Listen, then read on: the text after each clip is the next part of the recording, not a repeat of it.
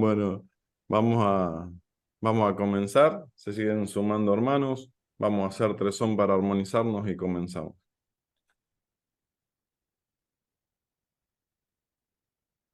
Om.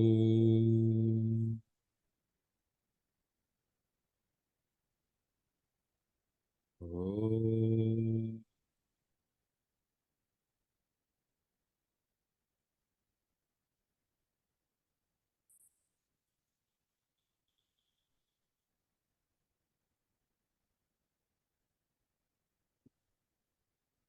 Buen día, Sairam. Bienvenidos somos todos a este nuevo círculo de estudios, continuando con la lectura del texto Sagrado Yoga Vasista. Hoy vamos a leer casi 4 páginas, desde la página 398, historia de Vítala, el vampiro, recordando como nos lo aclara este texto al comienzo, que todas las metáforas, parábolas, cuentos, narraciones, no hay que tomarlas literal, sino como tal ir a la profundidad del mensaje que se nos quiere dar con las metáforas y parábolas, ¿eh? Hoy vamos a leer historia de Vítala, un vampiro. Sairam. Bien, bueno. Y dice así, vamos a comenzar. Lo que se conoce como moksha o liberación es esta aniquilación de la ignorancia por el autoconocimiento, por medio de la cual el Shiva, el ser individual, ¿no?, se transforma instantáneamente en un no Shiva y la mente se transforma en no mente, puesto que el sentimiento del ego y las demás funciones mentales son como el agua en un espejismo, dejan de manifestarse como la luz de la investigación se proyecta sobre ellas. Deja de manifestarse cuando la luz de la investigación se proyecta sobre ellas. Y ahora viene lo de hoy. A este propósito voy a contarte ahora la historia de un vampiro que hacía preguntas iluminadas. Historia de Vítala, el vampiro.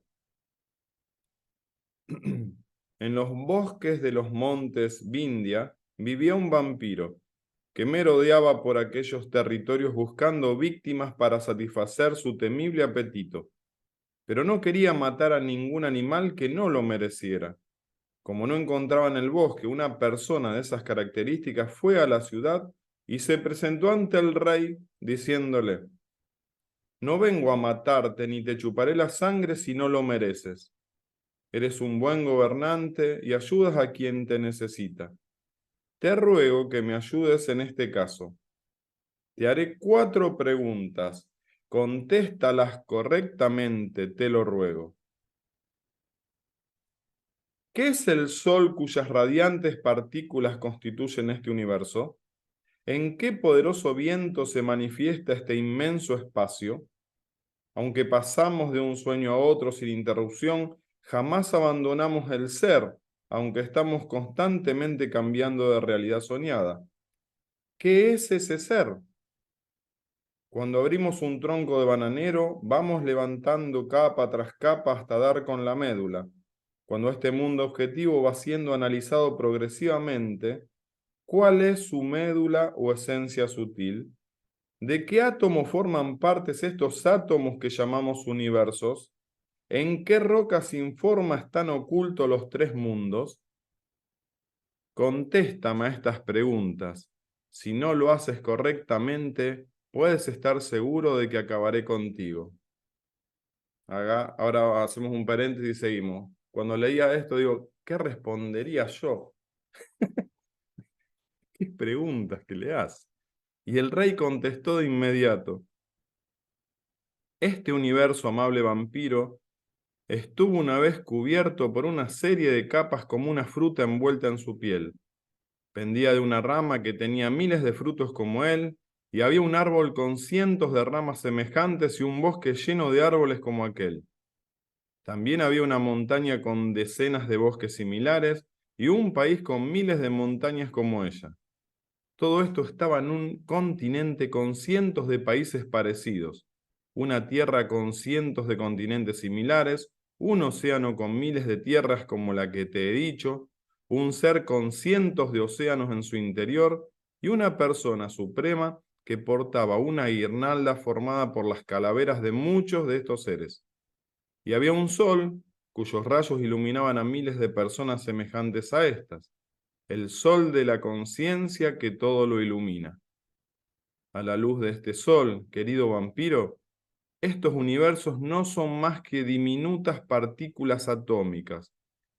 Todas las cosas que te he enumerado parecen reales a causa de la luz de ese sol.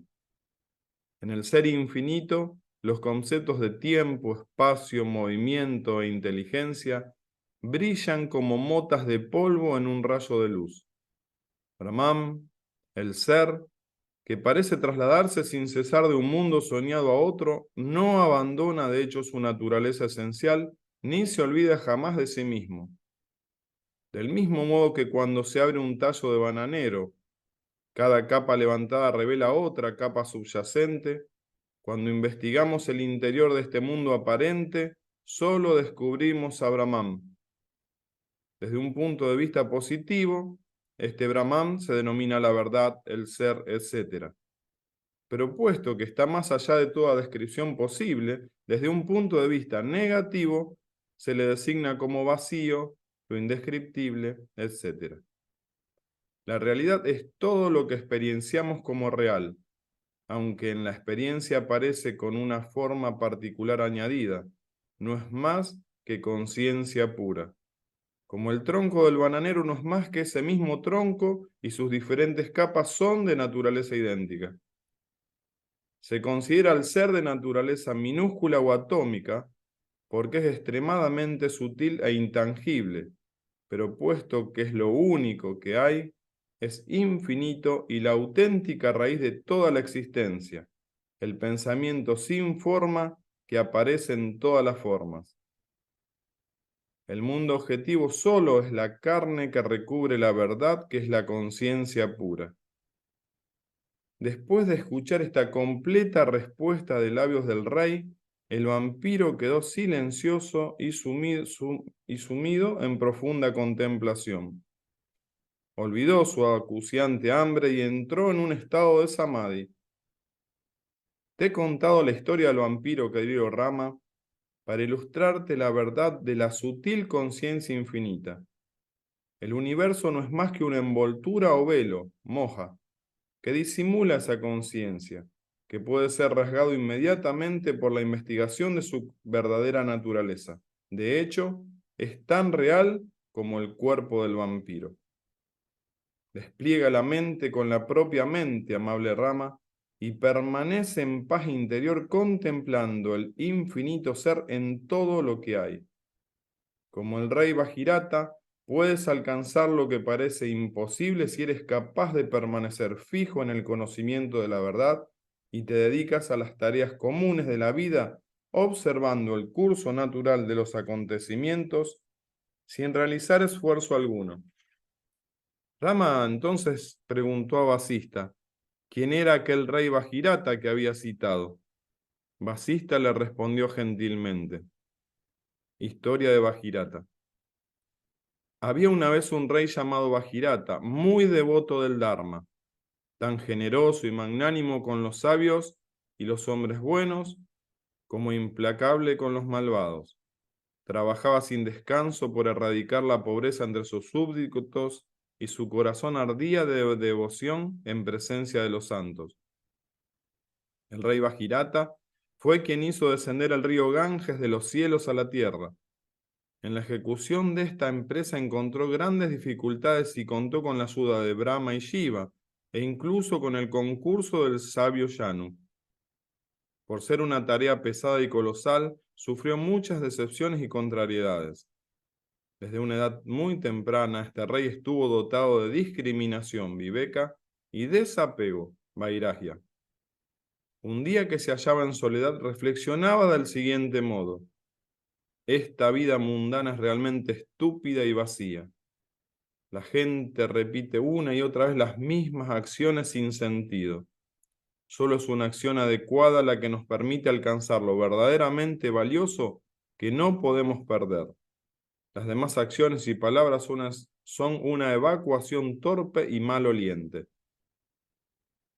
Movido por estos pensamientos, fue en busca de su maestro Tritala y le rogó: ¿cómo podemos superar el dolor, la vejez y la muerte? Esta ilusión que nos empuja continuamente hacia sucesivos nacimientos. El sabio Tritala le contestó: el dolor, la esclavitud y la incertidumbre desaparecen por completo cuando uno se establece de modo firme en la ecuanimidad del ser durante un espacio prolongado de tiempo.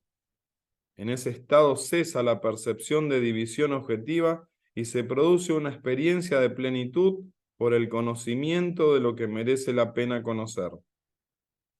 ¿Qué es lo que merece ser conocido?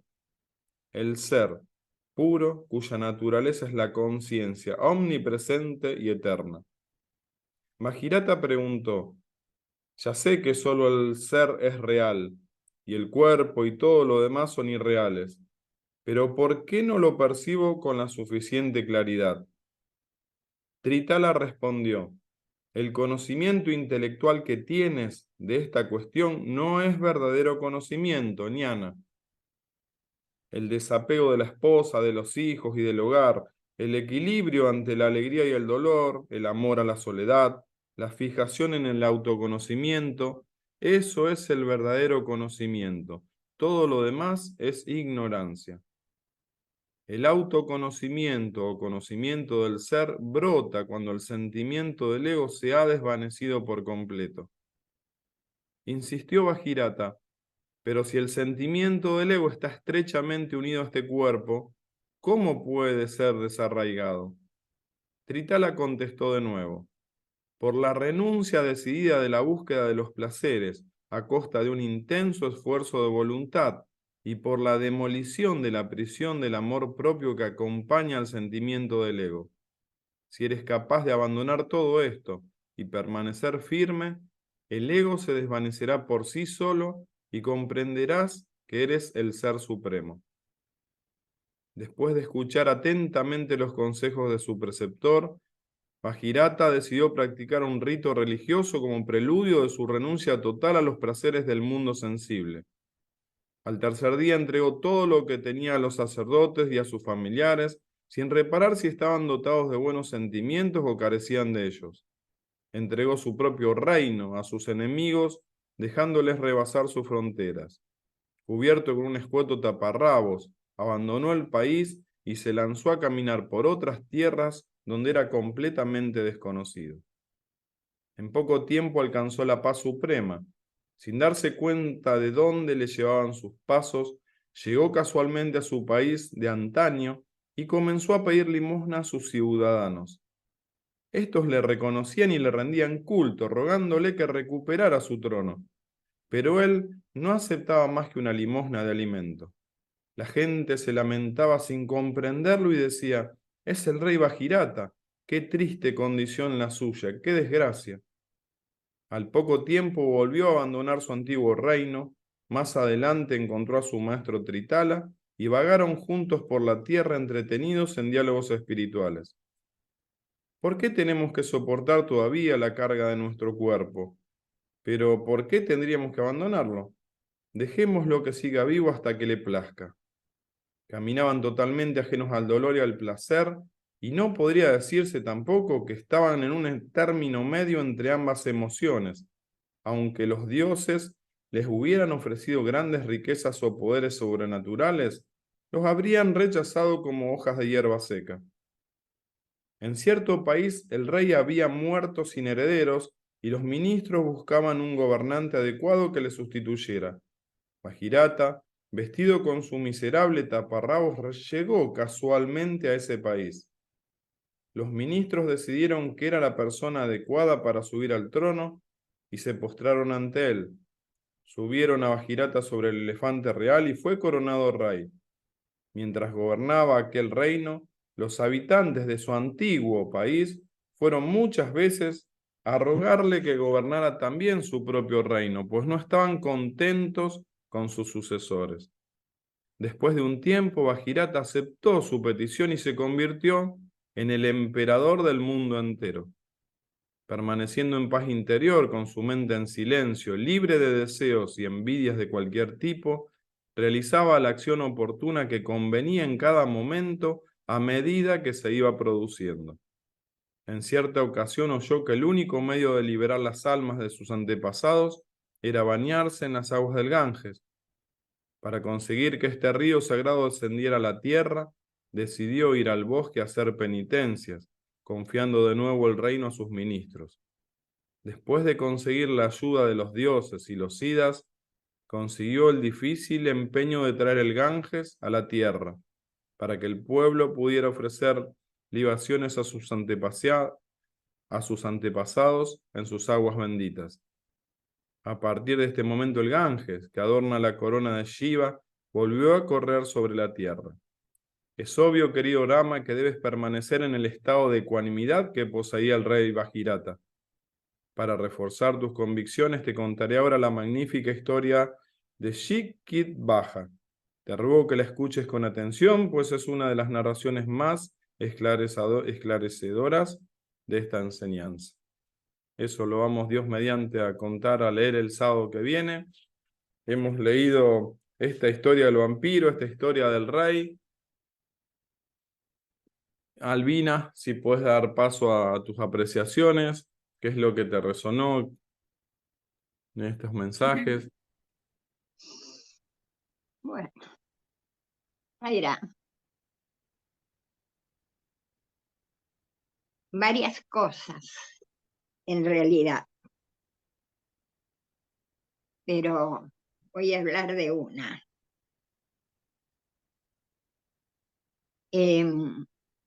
Para mí,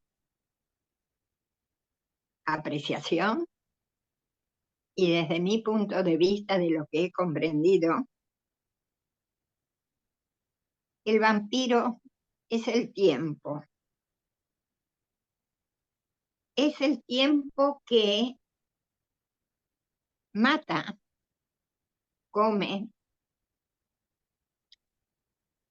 a todos aquellos seres que no han evolucionado y que tienen que volver nuevamente a vivir en el tiempo.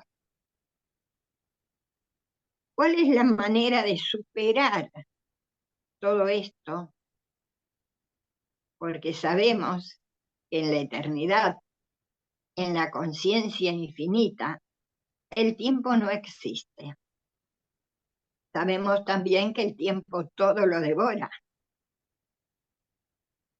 Según la mitología, Cronos, que es el dios del tiempo, devora a sus propios hijos, que están dentro del tiempo. ¿Y cuál es la manera para que el tiempo, que nos lleva a la muerte también, cuál es la manera de sobrevivir, de superarlo? Y justamente teniendo conciencia de estas 4 preguntas que le hace a este rey. Y estas 4 preguntas tienen que ver con el conocimiento, con la sabiduría que cada uno, como Jiva, debemos adquirir para llegar, ¿no es cierto?, a ser no Jiva, dejar de ser un individuo, como dice acá y como decía antes. Y esto que parece tan sencillo, no lo es, porque primero es conocimiento y luego tiene que transformarse en experiencia, en sabiduría. Todo lo que leemos tiene que ser reflexionado. Y nosotros tenemos esta gracia infinita de tener estas escrituras, como todos los mensajes de Baba, que palabras más, palabras menos nos dice exactamente lo mismo. Y este rey le va contestando a esas preguntas. que es conocimiento puro, para llegar a decir que todas las cosas que he enumerado respecto al universo solo parecen reales a la luz del sol, de ese sol que todo lo ilumina. Ese sol que todo lo ilumina es el conocimiento.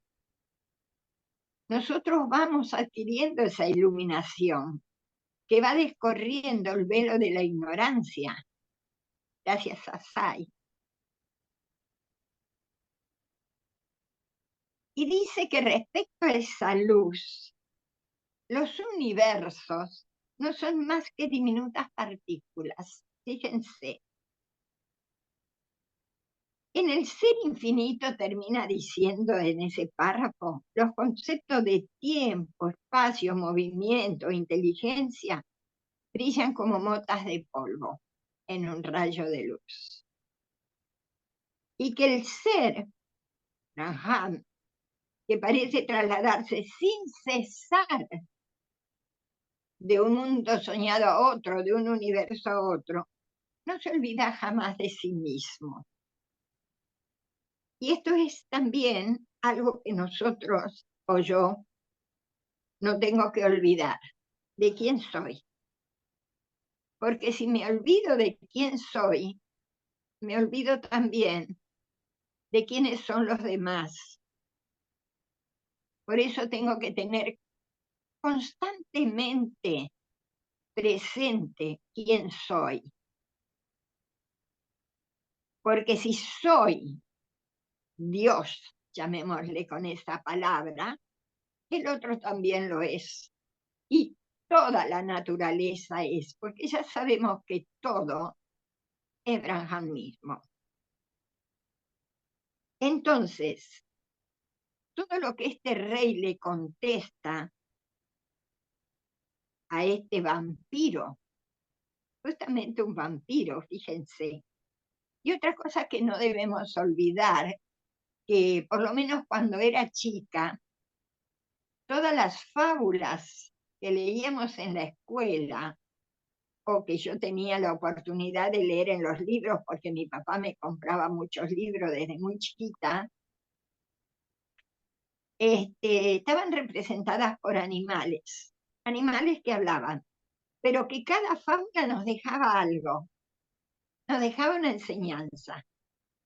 Todas las fábulas nos dejaban una enseñanza. Entonces aquí es como que nos está tratando como a niñitos, que están, niñitos espirituales, que estamos aprendiendo y que la única manera de aprender es representar en nuestra mente cada uno de estos ejemplos para que nos queden, para que los llevemos a la práctica y en definitiva para que experienciemos al ser.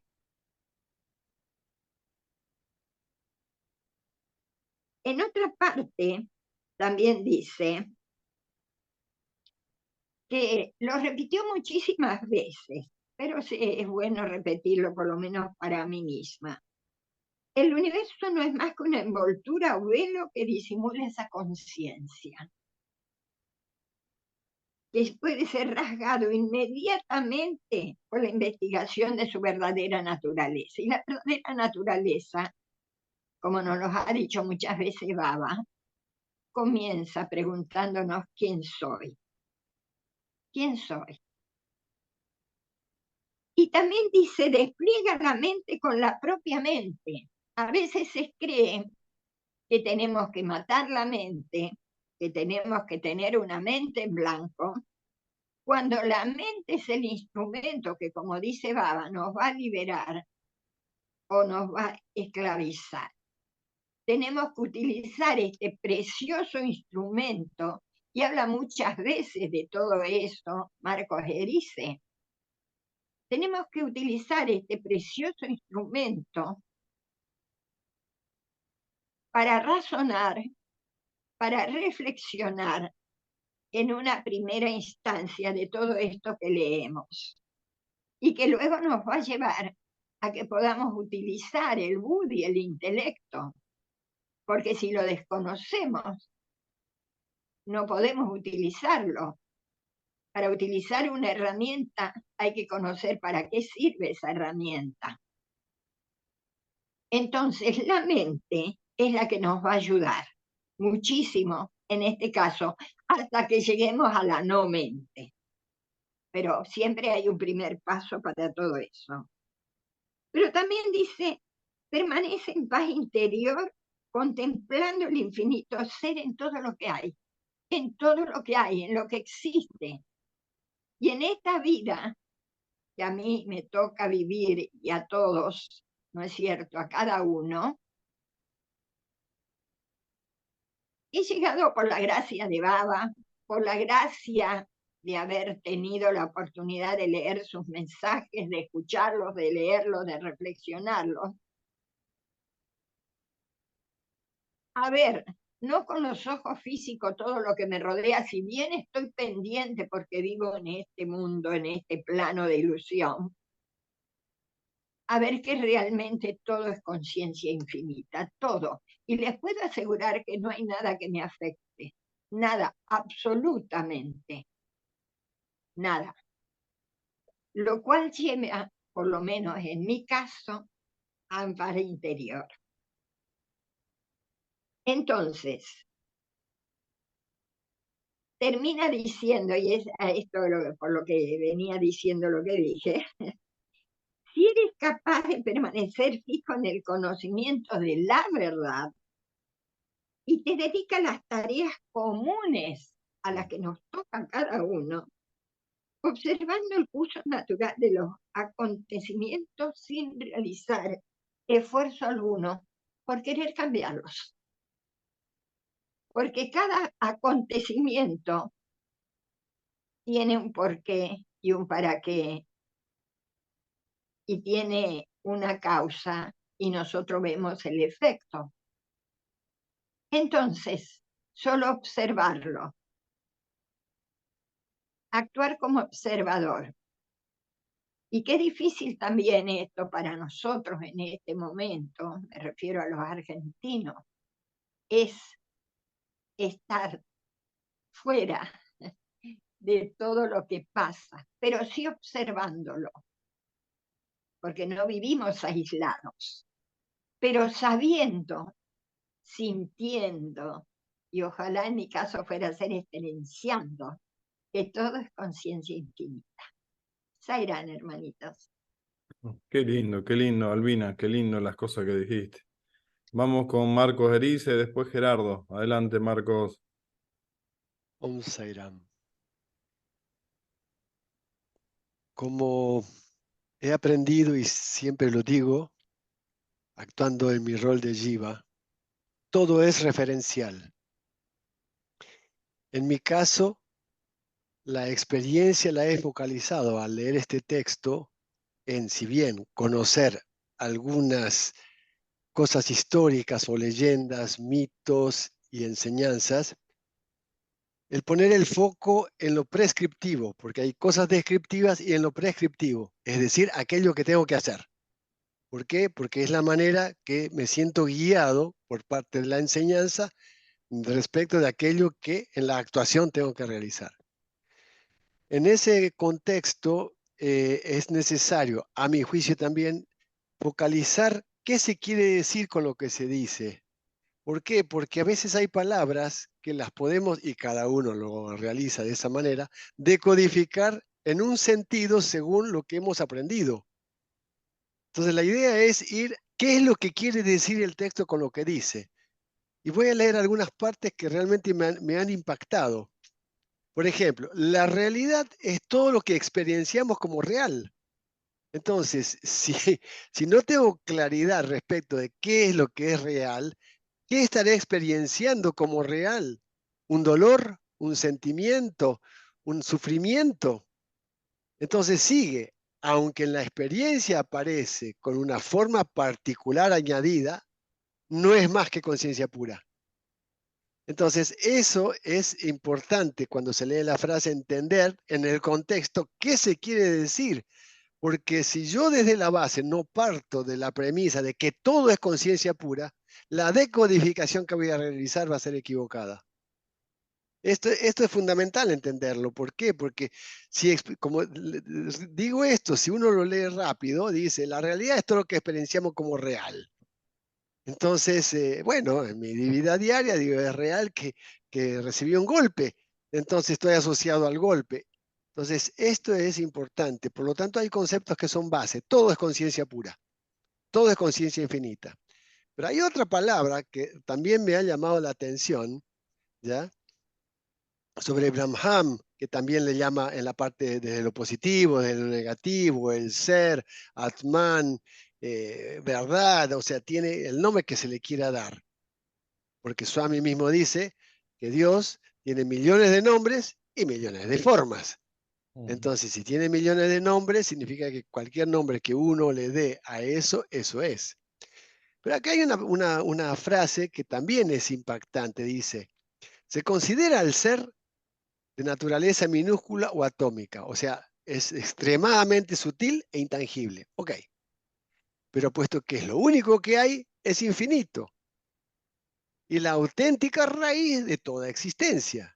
Ahora dice aquí la palabra, el pensamiento sin forma que aparece en todas las formas. O sea, Brahman es el pensamiento sin forma. O sea, ya connota una palabra que es pensamiento. Entonces, ¿qué significa un pensamiento sin forma y qué es un pensamiento con forma? Generalmente, aquí viene un aspecto interesante que Swami también lo enuncia cuando dice, en el discurso, ¿no? Tenemos el nombre y la forma, ¿ok? Entonces, si yo estudio, si yo entiendo o escucho un nombre y no conozco su forma, no puedo comprenderlo. A su vez, si veo una forma y no sé su nombre, tampoco la puedo explicar. Entonces, ¿no? En la enseñanza misma del Vedanta, Advaita, es necesario ir entendiendo qué es el nombre y la forma. Pero también luego Swami lo dice, y esto no va aludido al texto, también dice el nombre y la fama que los seres humanos quieren llevar. Pero el nombre y la forma es importante. Entonces, si aquí asociamos pensamiento sin forma, es re interesante el concepto, porque pensamiento con forma es la parte humana. Pensamiento sin forma es no expresión de ese pensamiento en forma materializada, o sea, sin butacaya. Ya, esto es interesante. Luego dice lo siguiente, el mundo objetivo solo es la carne que recubre la verdad, que es la conciencia pura. Perfecto. O sea, y también se dice que el universo es el cuerpo de Brahman. Y lo dice en otra frase, el universo no es más que una envoltura o velo, moja, que disimula esa conciencia, que puede ser rasgado inmediatamente por la investigación de su verdadera naturaleza. Despliega la mente con la propia mente. Y aquí, digamos, aludo a lo que dijo también Albina. Algunas otras partes del texto habla de matar la mente, pero no es cuestión de matar algo y hay que ver qué se quiere decir con lo que se dice con matar la mente. Porque si vamos al Antakarana, que es lo asociado como la mente con mayúscula, no es lo mismo que mente, manas, que sí, la palabra matar no es matar, pero uno, digamos, la elimina, para decirlo de alguna manera, cuando hay un control, cuando hay un trabajo interno. Y sí, en ese momento la mente desaparece cuando aparece la pregunta ¿quién soy yo? Por lo tanto, cuando hago la pregunta ¿quién soy yo? Y desaparece la mente. Pero como dice el texto allí, ya, ¿no? Trabaja con la mente, le dice a Rama, ¿no? O sea, es decir, despliega la mente con la propia mente. O sea, amplía, y aquí, digamos, el buddhi, que es el intelecto, que es el que ayuda al ser humano, ¿no? A desplegar y poner el foco sobre la conciencia infinita, ¿no? A través de la cabeza del intelecto que es Shraddha, la fe. Entonces, para terminar, el dolor, la esclavitud y la incertidumbre desaparecen por completo cuando uno se establece de modo firme en la ecuanimidad del ser durante un espacio prolongado de tiempo. Entonces, la firmeza en la ecuanimidad. La ecuanimidad es otro nombre de nirvana, es otro nombre de samadhi, es otro nombre de la palabra contemplación. ¿Ya? En sánscrito la ecuanimidad es, creo que es samadhana, samadhana, samadhana o ecuanimidad. Swami también dice que alcanzar el estado de ecuanimidad, y digo el nombre porque si lo quieren investigar, es Sthita Prajna, el Sthita Prajna, es decir, el estado de ecuanimidad que tiene un individuo, el Sthita Prajna. Entonces, la ecuanimidad, ¿qué es la ecuanimidad? O sea, a mi juicio, en esta comprensión, es vivir en el diario vivir, sabiendo que es todo esto un gran teatro, realizando la acción que se debe realizar, pero con parámetros, siempre dentro de la verdad como pauta mental o en la mente y en la rectitud en el campo del comportamiento. Y la asociación entre ambos a través de la coherencia entre pensamiento, palabra y acción. Om Si Sairam. Qué lindo, Marco, muchísimas gracias. Vamos con Gerardo, después con Teo y Juan. Adelante, Gerardo. Hola, hermanitos, buen día, ¿cómo están? Bueno, primero que nada agradecer a Marcos porque aclaró justamente la duda que tenía con respecto a este concepto de la percepción de lo que es real y lo que acaba de decir, me sacó la duda, gracias Marcos. A mí lo que me llama la atención, bueno, de toda la lectura fue en esta parte donde está la historia de Bajirata, las 4 preguntas que hacen, pero 2 en particular, donde él dice, Bajirata le dice, yo sé que solo el ser es real y el cuerpo y todo lo demás son irreales, pero ¿por qué no lo percibo con la suficiente claridad? Y Tritala le dice, el conocimiento intelectual que tienes de esta cuestión no es verdadero conocimiento, ñana. El desapego a la esposa, los hijos, el hogar, el equilibrio ante la alegría, el dolor, el amor y a la soledad, la fijación en el autoconocimiento, eso es el verdadero conocimiento. Todo lo demás, ignorancia. Luego le pregunta a Bajirata entonces, pero si el sentimiento del ego está estrechamente unido a ese cuerpo, ¿cómo puede ser desarraigado? Tritala renuncia, por la renuncia decidida a la búsqueda de los placeres a costa de un intenso esfuerzo de voluntad y la demolición de la prisión del amor propio que acompaña al sentimiento del ego. Si eres capaz de abandonar todo eso y permanecer firme, el ego se desvanecerá por sí solo y comprenderás que eres el Ser Supremo. Yo sí me acuerdo, digamos, de esta historia, cada vez que surge estas, digamos, como dice Marco, estas prescripciones donde da, frente a un planteamiento, da, bueno, ¿qué tenemos que hacer, no es cierto? Mi mente enseguida asocia cuáles son las prácticas que nuestro maestro nos da en camino a eso, y se me venía el límite a los deseos, ¿no es cierto? El límite a los deseos, el autocontrol, el control de la mente, como prácticas como para ir a empezar a trabajar, primero que nada, ese estado de ecuanimidad, ¿no es cierto? Donde uno toma una actitud de testigo frente a lo que está sucediendo. Y también el límite a los deseos para alcanzar ese estado de la mente en el cual es como un lago quieto. Porque si uno le está tirando piedras todo el tiempo al lago, piedras lo llamo deseos, ¿no es cierto? Eh, es muy difícil con ese ruido poder instalarse en ese estado de observador, ¿no es cierto? Eso es lo que quería aportar, Zairán. Qué lindo, Gerardo, qué lindo, muchísimas gracias. Vamos, Teo, después Juan. Bueno, como dice Albina al comienzo, dijo, lo que parece tan sencillo no lo es. Yo creo que, primero de todo, que la pregunta no nos llega hasta que no estemos preparados para responder. Como decías también, Horacio, al entrar aquí hubiera respondido yo. Yo de entrada, con mi ignorancia, le hubiera respondido Brahman. Pero cuando tenía que desmenuzar qué cosa era cada uno, como lo hizo el rey tan sabiamente, ahí ya me hubiera perdido. Por otro lado, pienso que a cada uno nos llega el momento de poder responder las preguntas. Y pienso que ese momento de saber responder las preguntas es cuando uno empieza a preguntarse ¿quién soy yo?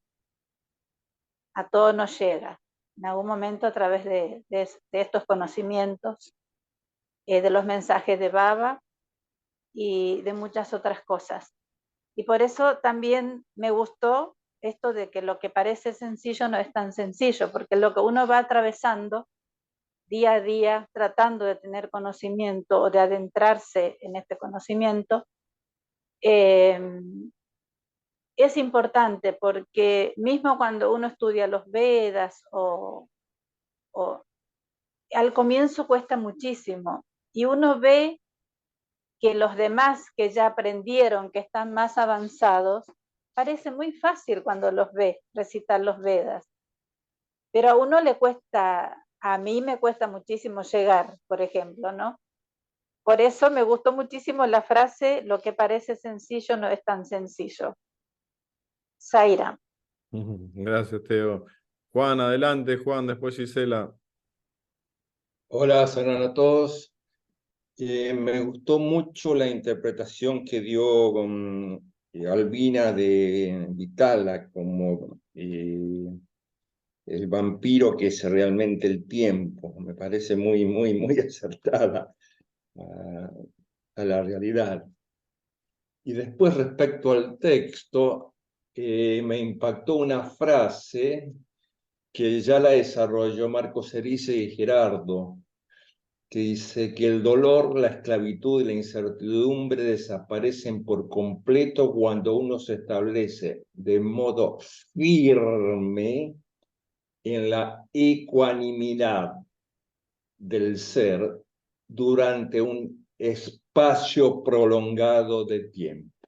Acá hay tres cosas: modo firme, ecuanimidad y espacio prolongado de tiempo. Modo firme, disciplina sobre todo. Entrenar la mente para que no se desbande de un lugar a otro. Ecuanimidad, control de nuestros sentidos, tratar de percibir la realidad como lo que realmente es.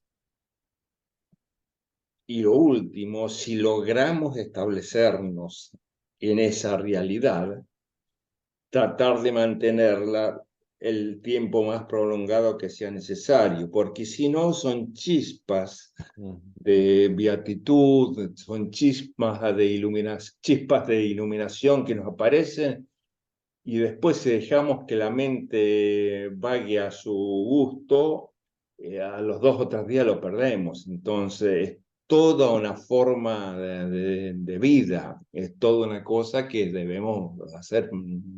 No solamente un día que nos levantamos inspirados, sino poco a poco tratar de aumentar esos periodos. Y coincido con lo que dice el texto, del dolor, esclavitud, incertidumbre, todas estas ondulaciones del agua del lago, se van, desaparecen cuando conseguimos que ese lago se aquiete y estar firmes y presentes en ese estado. Sairam. Gracias, Juan, muchas gracias. Vamos, Gisela, después Eva. Adelante, Gisela. Hola, Zairán. Bueno, lo que me llamaba la atención es que en el Círculo de Estudio un hilo conductor de que por ahí vamos eligiendo casi los temas parecidos, pero bueno, ahí está la riqueza de que cada uno de su punto de vista aporta, ¿no? Y a mí me había llamado la atención cuando en el texto dice, esta vida mundana es realmente estúpida y vacía, la gente repite una y otra vez las mismas acciones y sentido. Solo es una acción adecuada la que nos permite alcanzar lo verdaderamente valioso, que no podemos perder. Las demás acciones y palabras son una evacuación torpe y maloliente. Y después cuando el maestro Trilala él le pregunta, ¿cómo podemos superar el dolor, la vejez y la muerte? Esta ilusión que nos empuja continuamente hacia sucesivos nacimientos. Y ahí él habla del El dolor, la esclavitud y la incertidumbre desaparecen por completo cuando uno se establece de modo firme en la ecuanimidad. Y me parece que ahí era lo que, este hilo conductor de la ecuanimidad, ¿no? Cómo cada uno podemos estar conectados y ser ecuánime desde el discernimiento, desde la coherencia entre palabra y acción, como decía Marcos, y sobre todo hacer hincapié en la unidad, ¿no? En no esto de dividir y de separar, sino en concentrarnos todos que somos uno, me parece, desde mi aporte, que lo que yo puedo también percibir, ¿no? Esa ecuanimidad y sentir que todos somos uno y no separarnos y dividirnos, y todos llegar a esa conciencia desde la unidad, desde el amor, ¿no? Zaira. Qué lindo, qué lindo. Me resonó también, Gisela, lo que dijiste, y yo pensaba armar la mesa, hacer la comida, ir a trabajar, volver, armar la cama, desarmar la cama, lavar la ropa, todos los días lo mismo, todos los días lo mismo. Tiene que haber algo trascendente después de todo esto. Ya me cansé. Me resonó esa. Se ríe Marco. Pero es así, Marco. Es como que basta de las cosas repetitivas. Vos decís, ¿hasta cuándo? ¿Hasta cuándo? Por Dios. Y también es cuando uno se golpea con la piedra muchas veces, ¿no? Y vuelve a repetir los mismos errores y Sammy te lo pone para que lo trabaje, lo volvés a hacer, lo volvés a hacer, y bueno, ahí está también el discernimiento. Zaira. Gracias, Gisela. Vamos, Eva, adelante. Después Mónica. Adelante, Sebastián. Zaira, muchas gracias. Muchas gracias, Swami, que nos da esta oportunidad de reunirnos en su nombre. Gracias a todos los hermanos. Es un bálsamo escucharlos a cada uno. Eh, para mí me encanta. Entonces, si no hablara, me sentiría muy contento también de solamente escucharlos. Bueno, yo veo, por ejemplo, en la historia del vampiro, digamos, que habla con el rey Tritala, eh, esta indagación Se te corta, Sebastián. Tenías ganas de constante no de la hablar y presencia del ser, se te corta, Seba, se te corta de la mucho. Tenés presencia de la mala señal divinidad de Wi-Fi. inmanente que siempre hablamos, digamos, en todo lo... Y voy a poner el plan de datos, a ver si ahí se escucha mejor. A ¿Ahí se ver. escucha mejor? Ahí sí, Seba, ahí sí. Ahí está, tenía que renunciar a la forma, mejor todavía. Bueno, Zaira. Lo que estaba pensando, digamos, en la primera etapa, digamos, donde el vampiro habla con el rey Tritala, hace alusión a toda esta indagación de la presencia del ser, como si fuera que uno va sacando todas las capas del mañana, digamos, hasta que descubre lo medular, y lo medular tiene que ver con el encontrar la divinidad en todo lo que nos rodea. Creo que esto de trascender la repetitividad, como dicen, a veces la vida se vuelve como un mantra, porque la vida uno se encuentra repitiendo tareas, pero en ese momento también puede darse la oportunidad de descubrir, como cuando Swami le decía a Albina que meditar, que barrer podía ser meditar. Digamos, cuando uno estaba enfocándose en que estaba limpiando sus malos pensamientos, o inclusive lavar la ropa, si uno lo hace a mano también se vuelve un proceso de limpieza, porque se puede volver un mantra, digamos, esto de aquietar la mente y descubrir que todo es sagrado y embeberse de esa experiencia y centrarse en el observador, porque ese observador que está mirando desde adentro, esa conciencia que observa, es la conciencia, es nuestro verdadero ser, es la divinidad. Eh, Cuando contaba a Dardo hace semanas atrás de que él en ese salto en la moto, de repente cuando observaba todo y quería percibir cómo estaba su entorno, y de repente se sintió que cada una de las que estaba dentro de cada uno de los seres en ese lugar, que hizo como una expansión de conciencia en ese momento que saltó en la moto, no sé si ustedes se acuerdan de eso. Yo me acordaba que hace semanas atrás estaba pintando un cartel en mi casa y dije, bueno, voy a enfocarme en que Dios está pintando el cartel. Estaba restaurando el cartel de mi consultorio. Y me centré en el observador y sentí como que si uno se centra en eso, de repente parecía como si la mente estuviera a un clic de conectarse en todas las tareas que están haciendo muchos seres a nuestro alrededor. Es como si fuera, cuando nosotros nos enfocamos en ese ser, tenemos la oportunidad de hacer esa expansión de conciencia. Y el Gita dice, una de las 20 cualidades del sabio es tratar de alcanzar la conciencia universal.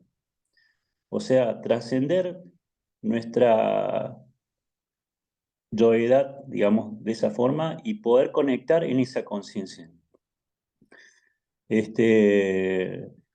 Otra historia parecida, bueno, no me quiero ir por las ramas. Después cuando en la parte del sabio, del rey Bajirata, digamos, veo como el proceso de renunciación que hace, que me parece muy meritorio y me hace acordar a lo mismo que hizo Zoroastro. Zoroastro se fue 40 días al desierto, estuvo en una cueva, y en esa renuncia se le presentaron los ángeles, o como Jesús que estuvo 40 días en el desierto, él deja todo y se va a descubrir eso. Y hay una sola parte en la que un poquito, si me guío por la palabra de Swami en el libro Sadhana, Swami no nos dice que tenemos que dejar renunciar ni a los hijos, ni a la familia, ni nada de eso, sino que tenemos que tratar de servirlos como si fuera que servimos a Dios, y que en ese proceso, digamos, alcanzar nuestra realización. Tenemos la oportunidad de tomarlo como una disciplina espiritual también.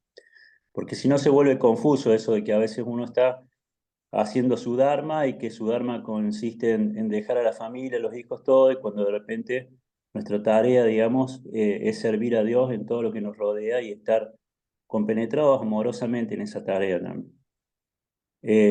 Pero quizás pueda hablarse de una renunciación interna, de decir, trasciendo mis apegos y me remito al rol que Dios me pone a hacer, como cuando el mismo rey que había alcanzado ya la iluminación, le ofrecen otro reino y él solamente por estar al servicio de la conciencia y la dignidad se pone a servir como rey. Y en ese proceso de servir como rey, por momentos se va renunciante a la selva para propiciar el descenso del Ganges también. O sea que lo hace desde una profunda renunciación para dar lo mejor de sí. Bueno, es riquísimo el texto, ¿no? Tiene Sí. muchas cosas para indagar y Zaira, me voy por las ramas. No, no, pero estuviste bien, Seba, estuviste bien, no te fuiste por las ramas. Muchas gracias. Gracias, Seba. Mónica, Muchas gracias. adelante, después Willy. Bien, hola a todos, Sairam. Bueno, los escuchaba y no me queda dudas que este rey es un Jivamukta. Ujú. Observo en el texto cómo de la educación espiritual se desprenden cualidades sagradas, como es la ecuanimidad, la bondad, la paz interior, el autoconocimiento, la humildad, las buenas acciones. Y lo podemos ver en las dos historias. Yo lo dividí en las historias, si bien es el mismo rey.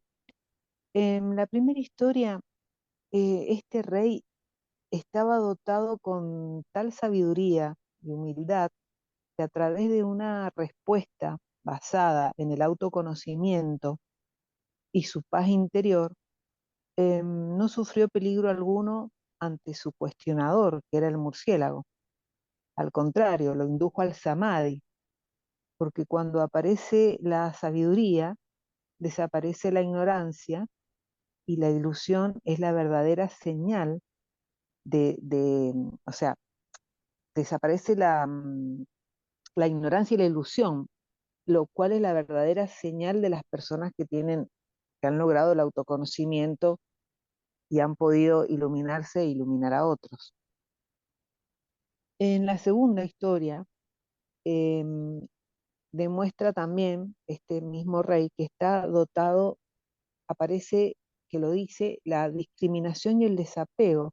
Entonces, había desarrollado ecuanimidad y nobleza a tal punto que, fíjense, él pudo liberar a las almas de sus antepasados e incluso reinó porque sus valores fueron reconocidos por sus pensamientos puros y acciones. Entonces, En este texto, Vasista le dice a Rama, despliega la mente con la propia mente y permanece en paz interior contemplando el infinito ser en todo lo que hay. Lo que significa descontaminar la mente, a mi ver, porque descontaminándola se puede limpiar y ahí se refleja el ser con todos sus atributos, en toda su totalidad, ¿no? Y este rey tan dármico había logrado desplazar la mente con la mente y obtener una conciencia tan luminosa que no solo, como dije recién, iluminaba su vida, sino que iluminaba a quienes lo rodeaban. Y condensando, para mí, estas cualidades sagradas o educación espiritual son bases necesarias para desarrollar pilares que nos sostienen y protegen en cualquier circunstancia de nuestras vidas. Eso. Qué lindo, qué Gracias, cierto, Mónica. Sairam. Qué lindas palabras. Ahí Willy nos pone en chat que está de oyente, así que pasamos a Raúl. Adelante, Raúl, después Marquito Echeverry. Sairam, la verdad que lindísimo este texto, me encantó la explicación de Albina y ahora voy a hacer referencia a algunas cosas que dijo Gerardo. Yo verdaderamente con el estudio de yoga vasista, en algunas oportunidades, yo no lo he manifestado, pero me siento como un astronauta que sale de la nave a recorrer el espacio y está atado en una cuerda a su nave espacial y tiene que volver y se le corta. Y me siento por momentos como ese astronauta que le cortaron la cuerda y se queda perdido en el espacio con esa angustia de no entender cómo sigue el camino, ¿no?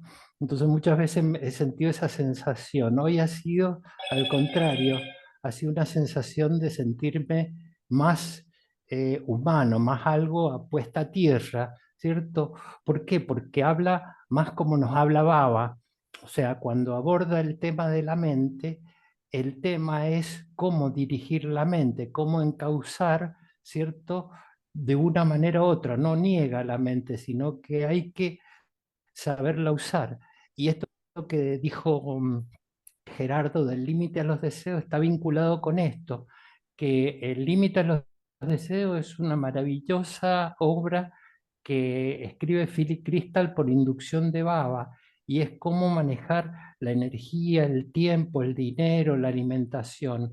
Con estas cuatro cosas nosotros tenemos la posibilidad de equilibrarnos y lograr esa ecuanimidad, ¿cierto? Y ese discernimiento y sentirnos que si bien somos humanos, tenemos la posibilidad de autocontrolarnos, de ser observadores de nosotros mismos, de cómo nos permite avanzar en el camino espiritual para sutilizar cada día con este avance nuestras vidas.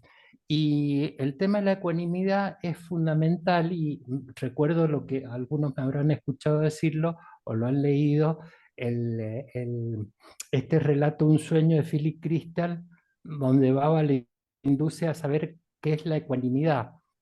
Y Philip Crystal dice que se encuentra junto a un precipicio y una cuerda y ella toma una barra para cruzar al otro lado.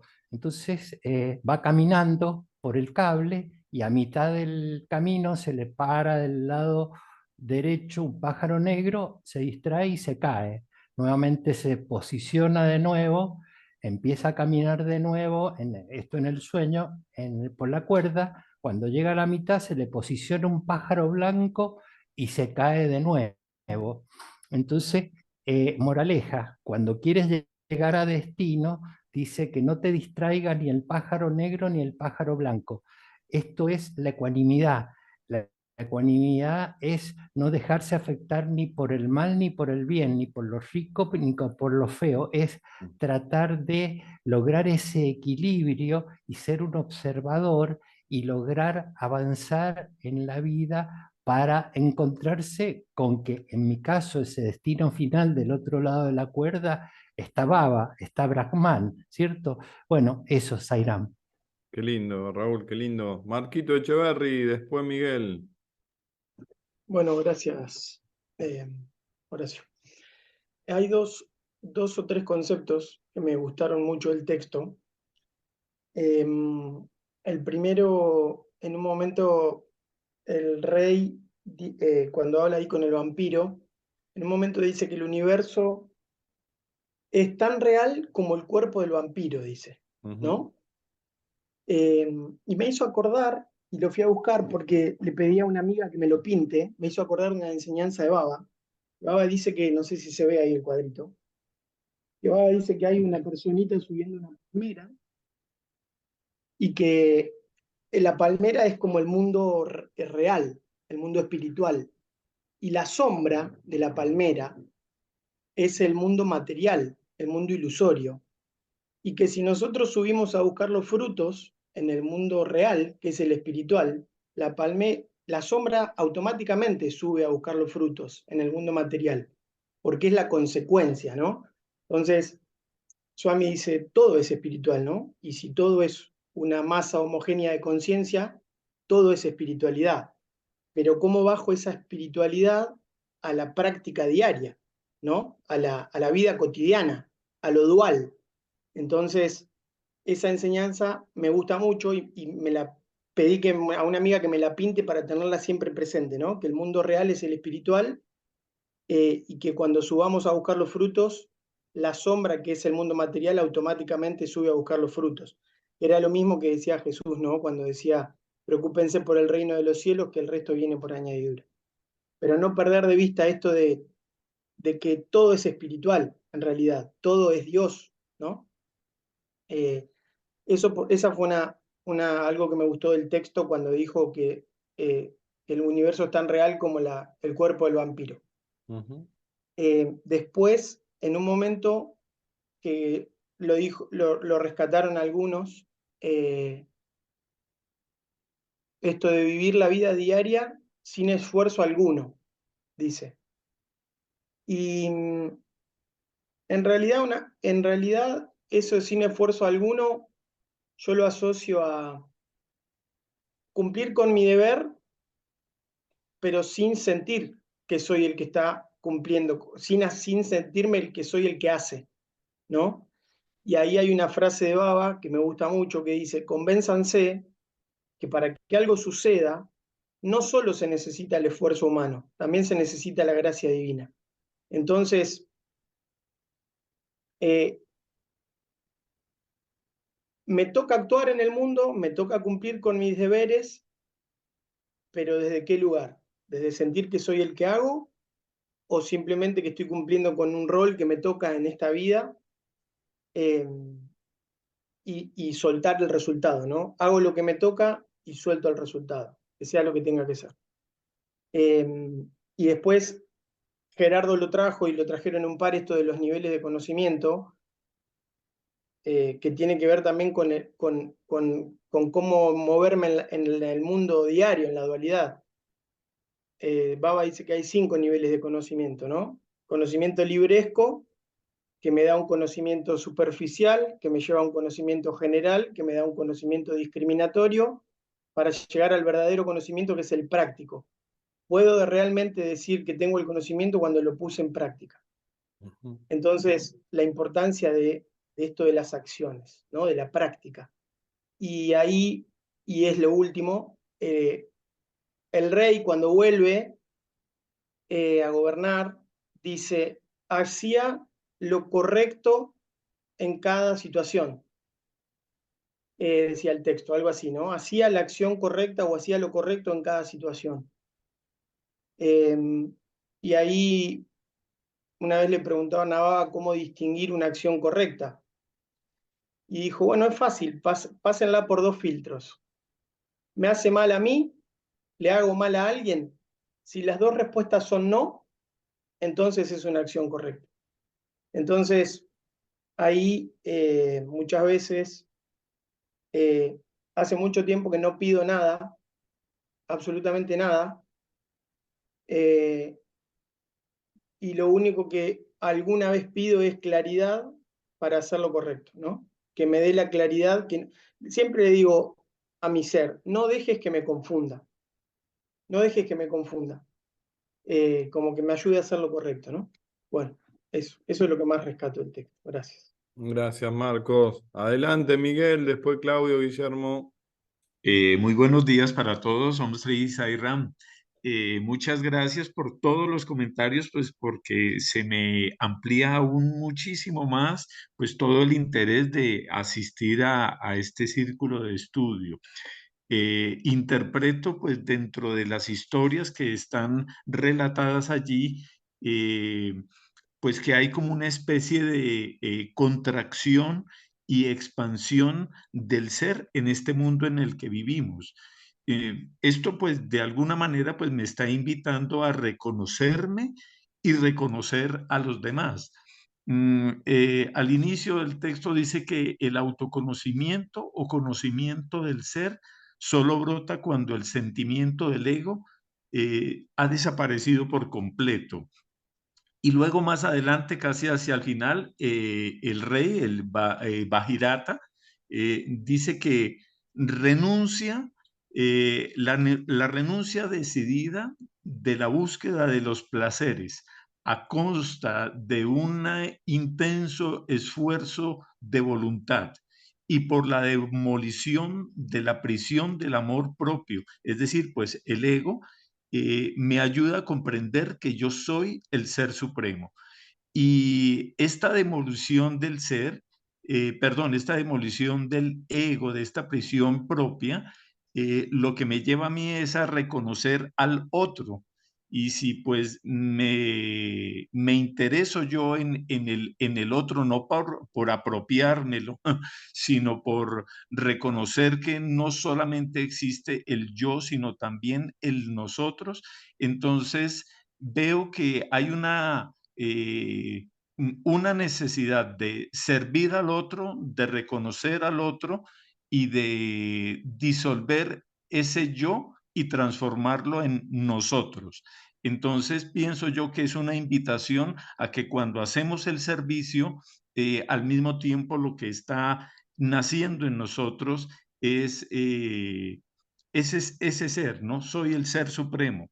En el otro también está el ser supremo, ¿no? Sairam. La unidad, qué lindo, Miguel, muchas gracias.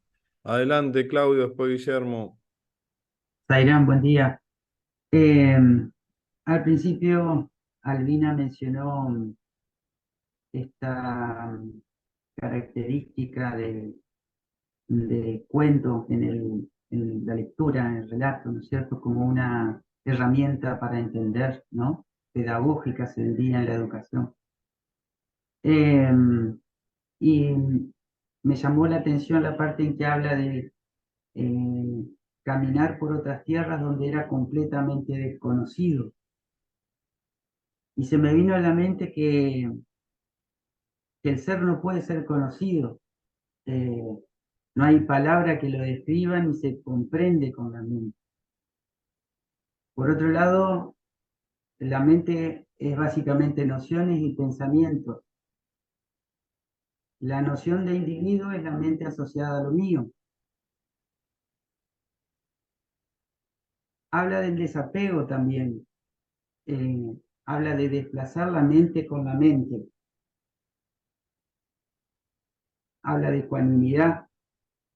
Entonces, un desafío, lo he escuchado y me parece muy interesante, cómo desplazar a la mente con la mente. Quizás ir del desapego de la mente al desapego en la mente.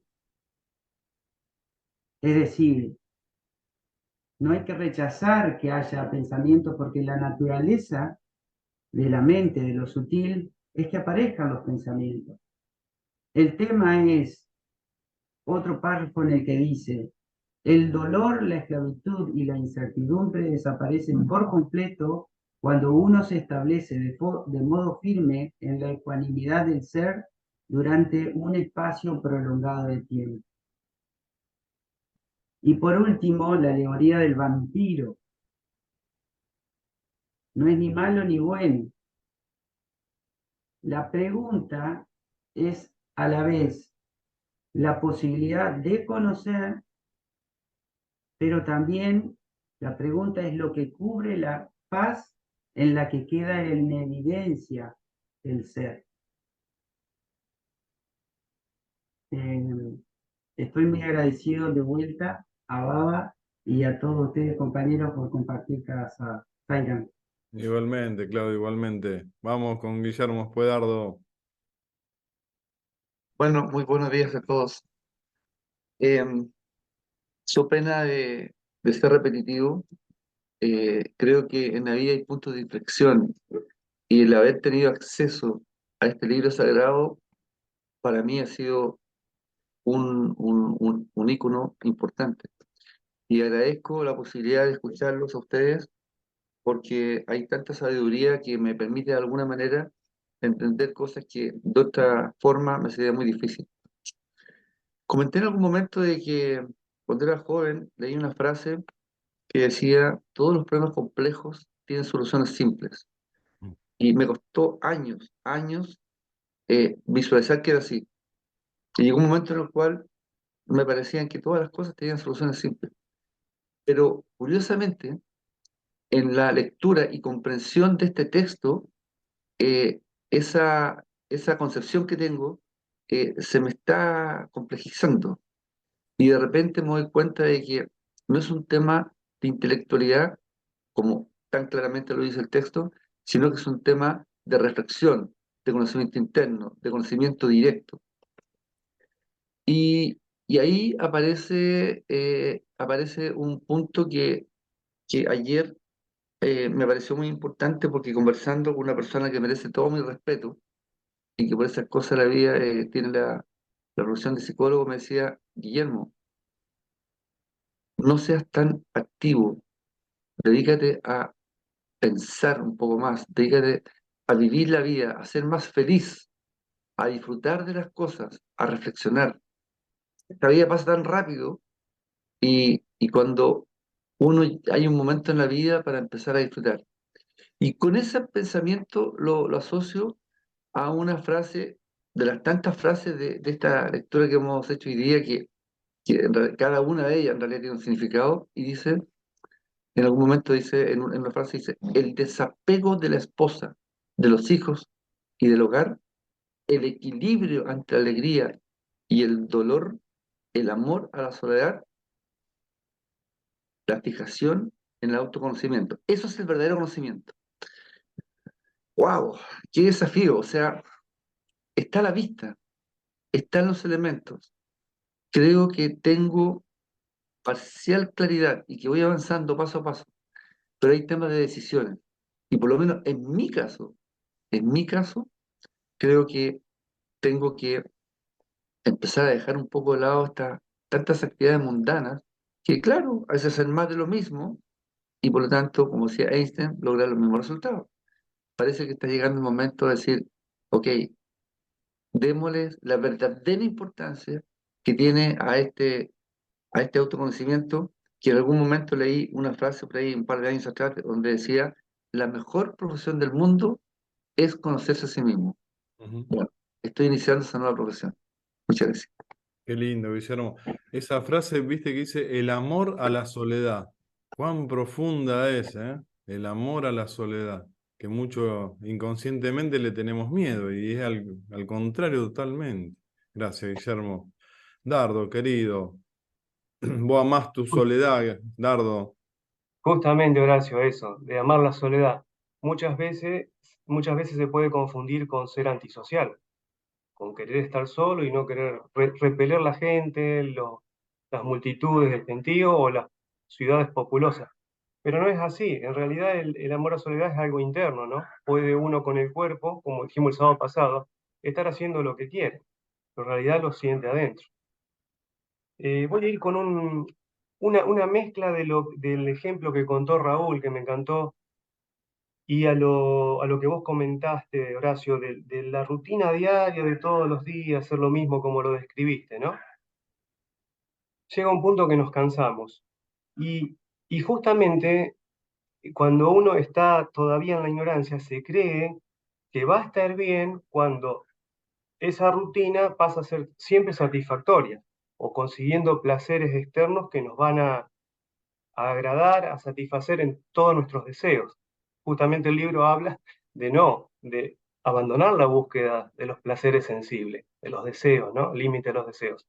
Entonces, esa confusión puede estar al principio, pero después, cuando uno empieza a adquirir con el manejo de estos textos y el aprendizaje, que va más allá de lo que hagamos con el cuerpo y de las satisfacciones externas, empieza a entender que tampoco le va a ser satisfactorio, supuestamente, la vida satisfactoria que uno pueda llegar a tener en el mundo externo. Es decir, Claro.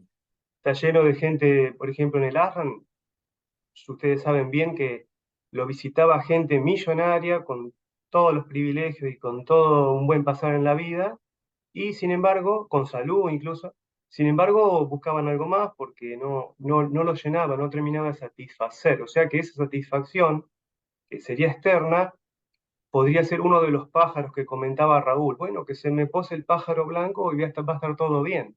No quiero uno negro. No tiene sentido. El sentido está en el equilibrio perfecto interior que es el samadhana que comentaba Marcos, ¿no? La ecuanimidad total, el equilibrio. Después, por otro lado, me gustó lo de la historia de Bajirata. Por supuesto que era un Chival Mukta, creo que Mónica lo dijo. Es Sí. súper liberado, ¿no? Total. Este dato, que el hombre ya venía desde chiquito con discernimiento, con desapego, ya lo traía arrastrando de una consecuencia de todos sus trabajos en vidas anteriores. Entonces estaba a punto de liberarse. Ya buscaba al maestro y le hacía las preguntas más importantes. Y también cómo se manejaba en la vida, ¿no? Que era magnánimo, generoso, devoto del Dharma, todo, con un excelente carácter o personalidad, como dice acá, con los hombres buenos y los sabios. Me gustó esa diferencia, pero implacable con los malvivientes o malvados. Implacable. El tipo no era un buenudo con todos y sí, viva la paz, abracémonos todos, no. Era implacable con Dármico, los era malvados. dármico. Totalmente, como siempre decimos, ¿no? Hacía lo que hay que hacer. No se le movía un pelo, ¿no? Por ser implacable con los malvados. Justamente este hombre, cuando se habló mucho hoy sobre cómo le contesta al maestro, ¿no? De la esclavitud, el dolor, la incertidumbre con la que vivimos, todo eso se libera con los consejos que le dio el maestro, que ya todos lo dijeron, lo leyeron. Pero me gustó porque me vino una asociación a lo que le pasó al Buda, ¿no? Siddhartha Gautama. Justamente las mismas preguntas que él se hacía antes de preguntar al maestro, él se decía, ¿pero qué es esto del dolor, la vejez, la muerte? No entiendo, todos los días lo mismo, pero esto llega, esto sucede, sufrimiento. Le faltó decir la enfermedad, ¿no? Y sería idéntico como se preguntó el Buda. Y con respecto a eso, bueno, también Buda, por ejemplo, no quiere decir que todos lo tengamos que hacer físicamente, separarnos de nuestras esposas, hijos y familia. El Buda lo hizo, dejó su mujer, su hijo y se fue, pero fue lo que le tocó a él, es decir, la misión que a ese Shiva, a ese individuo, a ese alma individual, le tocó para llegar a la liberación. Así que muy parecido, ¿no? Muy parecido con lo del Buda. Y después, por último, puedo agregar. ¿Se acuerdan que siempre hablamos de las aparentes contradicciones en el Vedanta Advaita? Y también del esfuerzo, del esfuerzo, del esfuerzo, del esfuerzo. Bueno, acá nos despeja una incógnita, ¿no? Porque una de las frases también la han leído, que dice, bueno, al final, que te dediques a tareas comunes observando el curso natural de los acontecimientos sin realizar esfuerzo alguno. Porque muchas veces uno interpreta que el esfuerzo siempre es físico, como cuando va a un gimnasio o desarrolla algo físicamente, un trabajo, o intelectual, mucho estudio, siempre está ese esfuerzo, tanto mental o físico, que no pasa por ahí, porque adelante nos aclara, en una respuesta de Tritala, el maestro, cuando dice que no busque no vaya por la búsqueda de los placeres, nos aclara que dice intenso esfuerzo, es decir, primero está diciendo sin realizar esfuerzo alguno, y después dice a costa de un intenso esfuerzo de voluntad, no tenés que ir por la búsqueda de los placeres sensibles. Acá está una clave, porque es el esfuerzo en la voluntad de uno, no físico o mental para tratar de llegar a algo, ¿no? Sino tener esa decisión de que hablaba Baba, la determinación. Yo estoy decidido a esto. Ese es el esfuerzo, ¿no? De decir, como bien comentó Guillermo recién, ¿cuándo voy a dejar lo mundano y tantas tareas mundanas y ocuparme en qué estoy decidido? Después la podemos desarrollar con el cuerpo igual. Así que está interesante esa acotación del esfuerzo para terminar con todo esto, pero en el tema de la voluntad. Bueno, y después algo curioso nomás, que cuando el rey andaba ahí vagando en taparrabos, pasó por su imperio, por su reino, y la gente decía, qué pobre condición la de este Tritala, mirá cómo está haciendo el rey. Pero eso es un juicio de la gente que no, en la apariencia nuevamente, que no sabe la realidad, que él había alcanzado la paz suprema. Entonces, ¿qué más queremos que la paz suprema? Ya no importa en qué andes, si en taparrabos o bien vestido. Así que eso, ahí nomás, Horacio, con eso estamos. Qué lindo, Dardo. Ahí mandé en el chat a ver si nos acordamos de todas las 5D que dice Baba. Determinación, dedicación, Devoción, disciplina y discernimiento. ¡fua! Ahí está, qué era. Ahí está la respuesta, Dardo, a estas aparentes contradicciones. Gracias. Marconi, adelante, Marconi. Bueno, buenos días a todos. También estaba leyendo el texto en el que se comentaba ahora, que se habla de la prisión del amor propio que acompaña el sentimiento del ego. Recién un amigo perdió un hijo, su vida transformóse en un sufrimiento solo. Él decía que en la mesa no había más una persona y para comer juntos en su casa, el sufrimiento no tiene cómo mensurar. Pero creo que nosotros tenemos, antes de una casa mental, tenemos una prisión mental, porque somos apegados a nuestros participantes de la familia, mujer, hijos, y todo eso. Entonces, más adelante, sí, entonces, ¿cómo es mi casa mental? ¿Cómo son las paredes?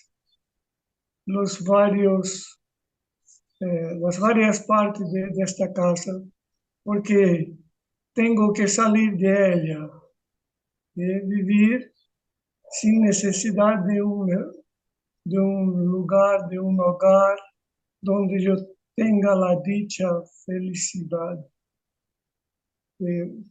Y si no, tenemos que tener en la casa, en nuestra casa, los ambientes propios destinados a nuestra emancipación espiritual, como seres que saben o dicen que saben que son Dios, pero cuando el dolor, el sufrimiento viene, ve que tiene que hacer algunas reformas Bueno, es solo esto hoy. Gracias. Cuánta verdad, Marconi, cuánta verdad. Y ahí está la parte del texto donde dice que el conocimiento intelectual es ignorancia, porque realmente la Atmavichara es el real conocimiento, ¿no? El poner en práctica cuando pasan esas cosas. Gracias, Marconi. Antes del cierre de Albina, quienes no se hayan expresado, que si quieren manifestarse, que hay varios, si quieren por favor manifestarse. Acá veo que está también Daniela, no sé, está Cristian, José Alberto, Mira, bueno, Willy que nos expresó. Si sienten la necesidad de decir algo, bienvenido, y si no, ya pasamos al cierre de Albina. Bueno, y como vos decís siempre, Albina, Dios te ha concedido también en tu karma no tener tantos apegos, ¿no? Cuando vos muchas veces hablas de este tema, que te es fácil, pero también porque ya lo has pasado con Ernesto. Ahí tenés el micrófono cerrado, Albina. Pero qué duro lo que contó Marconi. Una cosa es decirlo y otra vivirlo. Así es. Considero que sí, en esta vida, por una cuestión kármica, supongo, he tenido la oportunidad de apegarme a pocas cosas o personas. Lo estás Pero piloteando bien, Albina, lo estás piloteando bien. En realidad, lo considero que fue una gracia de Baba, ¿no? Pero aquí respecto a la historia de Bhagirata, encuentro varias cositas, varios puntos desde mi apreciación y punto de vista. Como dice Marcos Erice, ¿no? Desde mi punto de vista referencial, ¿no? Y en el primer párrafo en el que describe al rey Bhagirata, muy devoto del Dharma, dice. Y yo considero que hay muchas personas en el planeta que son apegadas al Dharma sin saber siquiera lo que significa Dharma. En nuestra religión judeocristiana tenemos los 10 mandamientos. Hay personas que se apegan a esos 10 mandamientos, ¿no es cierto?, que tienen que ver los 3 primeros con respecto a lo que es lo espiritual, Dios, y los 7 restantes con los que nos rodean, con la sociedad en general. Pero siempre falta algo, como en este rey, que había algo que lo inquietaba. Si bien era dármico y había nacido, ¿no es cierto?, con esa, con Viveka, dice Ibaraya, el desapego y el discernimiento, ¿no? Pero algo le faltaba. Por eso busca a este maestro, a Tritala, para hacerle varias preguntas que lo inquietaban. Y yo supongo que cuando una persona ha llegado a ese punto de actuar de una manera dármica, está preparado para el paso siguiente, que es lo que yo entiendo desde mi punto de vista que le pasó a Bhagirata. Entonces busca a este sabio y le hace varias preguntas, ¿no?, que a él lo inquietaban. Y Tritala le va contestando, que ya varios trataron el tema, así que no me voy a detener en eso. Cuando le hace la pregunta, ¿por qué no percibo con la suficiente claridad lo que es real y de lo que es irreal, ¿no? Y Tritala le contesta, entre otras cosas que ya también lo trataron, que el conocimiento intelectual no es verdadero conocimiento. Es decir, hasta que no se pone en práctica ese conocimiento. Porque uno puede tener mucho conocimiento, pero no la puesta en práctica de ese conocimiento. Y aquí habla del desapego. El desapego es un desapego no físico, sino un desapego interno, un desapego mental.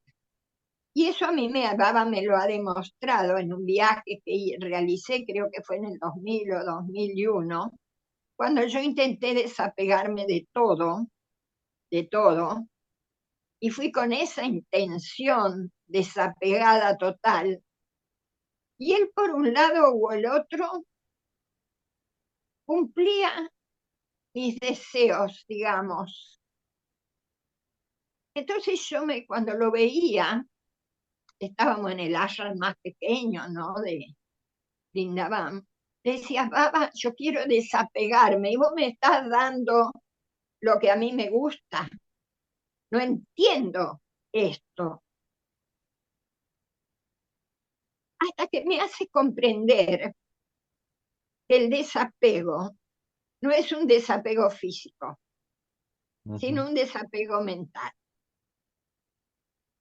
Bueno, han pasado 23 años, gracias a su gracia, que lo pude realizar. Y no es fácil tampoco, ni sencillo. Y acá habla el amor a la soledad, la fijación en el autoconocimiento, amor a la soledad. La soledad no es estar solos, no es retirarme a una cueva. Yo he amado la soledad desde muy chiquita, he sido una niña sola, pero feliz. He sido una adolescente que me gustaba la soledad, pero feliz. La pasaba leyendo.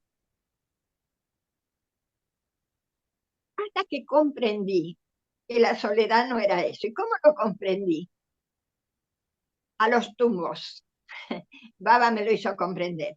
En mi primer viaje a India, que Ernesto estaba muy bien de salud, yo también, me subí al árbol de la meditación. Entonces no había nadie allí, solamente el árbol y yo. Y de allí disfrutaba de los vallas, disfrutaba del atardecer, disfrutaba de los pájaros que volvían a sus nidos. Se puede decir que viví la soledad soñada. Luego de ese viaje, me puso en un revoltijo tal, que hasta el día de hoy no pude estar en esa soledad. Pero tampoco la añoro, porque comprendí que aún estando rodeada de personas, la soledad es con uno mismo y con el ser. Estar inmerso en el ser. Escuche lo que escuche, esté con quien esté, en el tumulto que esté, estoy en esa soledad inmersa en el ser. Aun cuando esté conversando.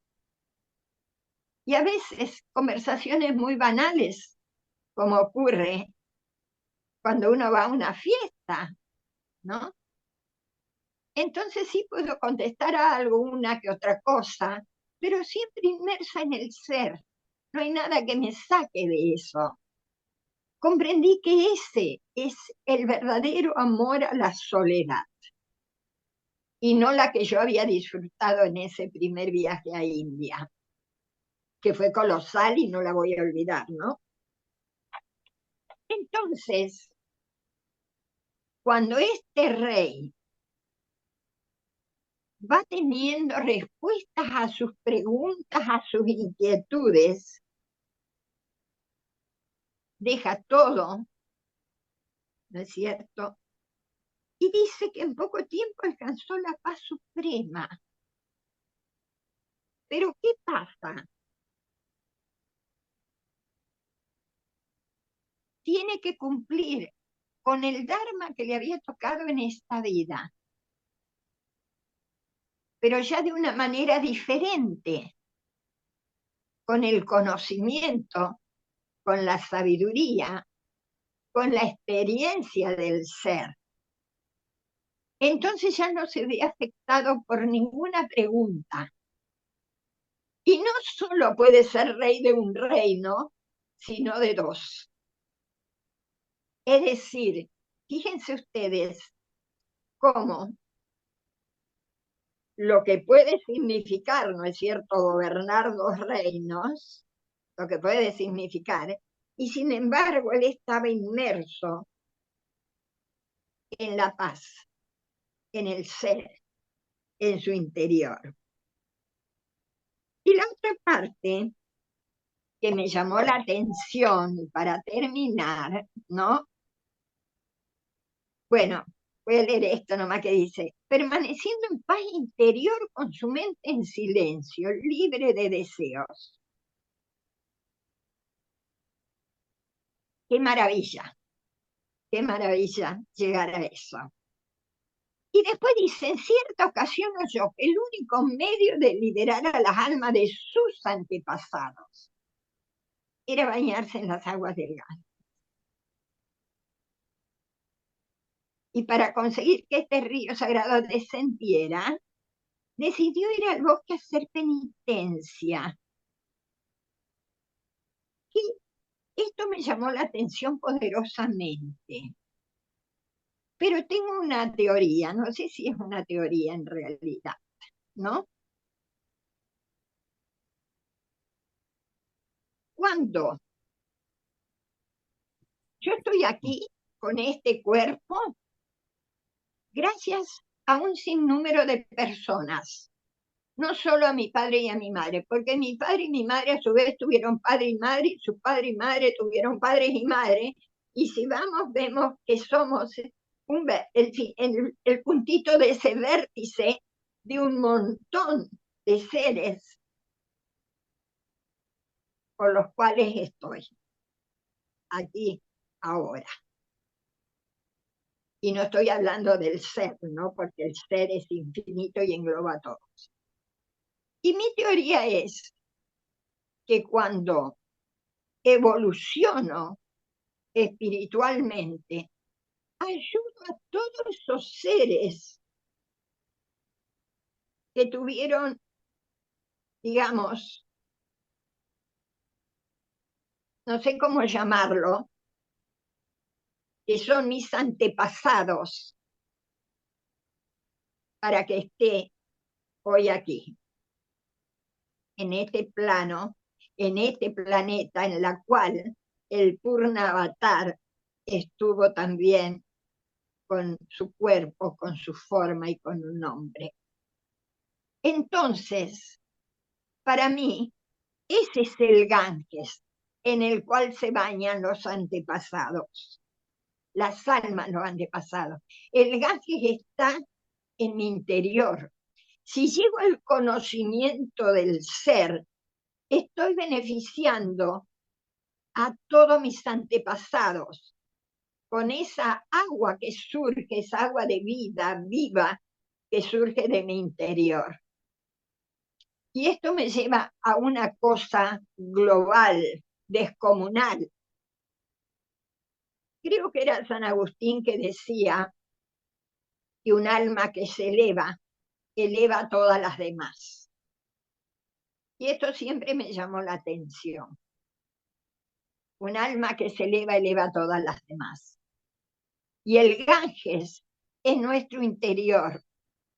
Cuando llegamos a descubrir el ser, a descubrir esta conciencia pura, eterna, magnífica, que no tiene palabras para describirla, también estoy ayudando a todos aquellos seres que hicieron posible que hoy esté este cuerpo acá. En un principio tenía pena por mi abuela, que fue una persona analfabeta y no tuvo ninguna oportunidad a un nivel espiritual, si bien era dármica, pero no tenía un conocimiento espiritual, era dármica, totalmente. Entonces, creo que cuando él encarne nuevamente mi abuela, va a tener acceso a este conocimiento gracias a la gracia que tuvo su nieta. Entonces, no estamos solos ni aislados. Conformamos un todo con todo. Y eso para mí es maravilloso.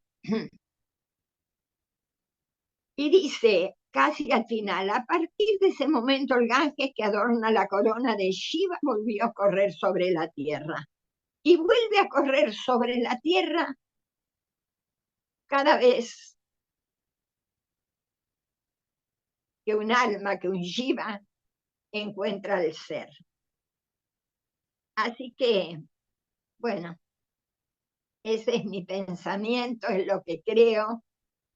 Estoy convencida que es así y lo comparto.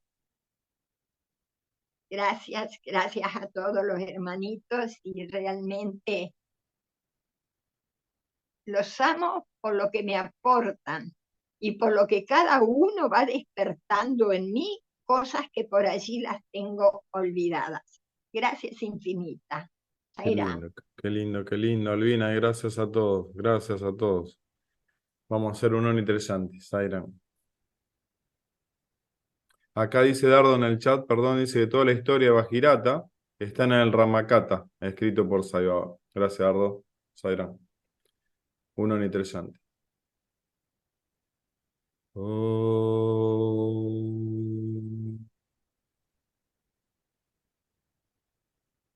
Shanti, Shanti, Shanti.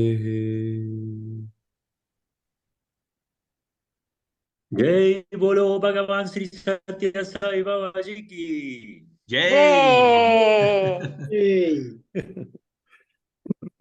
Estén bien. Zaira. Feliz fin de semana. Gracias a todos por este hermoso espacio.